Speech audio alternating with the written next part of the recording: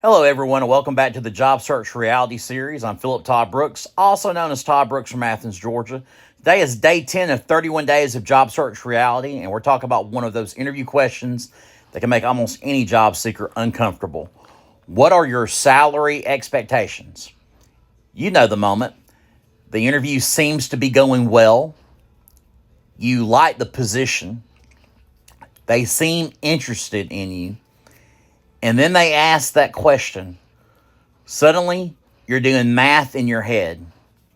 If I say too much, are they going to eliminate me? If I say too little, am I leaving thousands of dollars on the table? And maybe you're wondering whether you should give them a number at all. Here's the first thing I would tell you. Don't wait until the interview to figure this out. Do your research ahead of time. Look at what similar positions are paying in your area. Consider the industry, the responsibilities, your experience, and your skills. And before the interview, I think you should know three numbers. Number one, your target. What would you consider a strong and fair offer? Number two, your acceptable range. What would you realistically be willing to accept? And then there's number three, your minimum. What's the lowest amount you'd accept before deciding the opportunity simply doesn't make financial sense? Now that doesn't mean you need to tell the employer your minimum. In fact, you probably shouldn't, but you need to know what it is. So what happens when the interviewer actually asks the question? One option is to ask them for their range first. You could say something like this. You could say, I'm definitely interested in the opportunity. Could you share the compensation range budgeted for the position? If they give you the range, great. Now you know whether you're even in the same ballpark. But sometimes they're going to turn it right back around and say, we'd still like to know what you're expecting. That's when you need to be prepared. Instead of giving one exact number, you might consider providing a reasonable range. So, for example, based on the responsibilities of the position, my experience, and my research, I'd be looking for something in the $60,000 to $70,000 range, although I'm open to discussing the overall compensation package. And obviously, those numbers are just an example.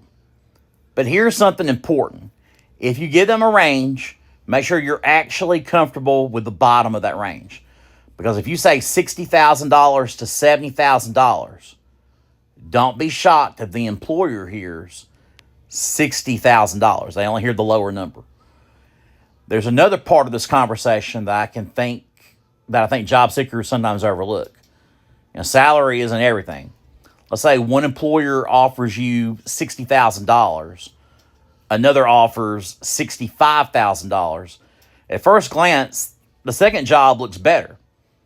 But what if the first company offers much better health insurance, a stronger retirement contribution, more paid time off, a bonus program, a flexible schedule, remote work? Maybe it's 10 minutes from your house instead of an hour away. Suddenly that $5,000 difference may not tell the entire story. That's why you should look at the total compensation package, not just the salary. And one more thing. When you're explaining your salary expectations, don't base your argument on your personal bills. The employer isn't determining your salary based on your mortgage, your rent, your car payment, or how much groceries cost you every month. They're thinking about the value of the position and what your experience brings to the organization. So make your case based on your professional value, not your personal expenses. Ultimately, the salary question doesn't have to be something you're afraid of, and it doesn't have to be a battle between you and the employer. The goal isn't to trick them into paying the highest possible number, and their goal shouldn't be to trick you into accepting the lowest possible number. The goal is to find out whether there's a number that makes sense for both sides. So before your next interview, know your value, know the market, know your target, and most importantly, Know your minimum. Because the worst time to decide what you're worth is when you're sitting across from an interviewer waiting for an answer. Now, I want to hear from you. When an interviewer asks, what are your salary expectations? What do you do? Do you give them a number? Do you provide?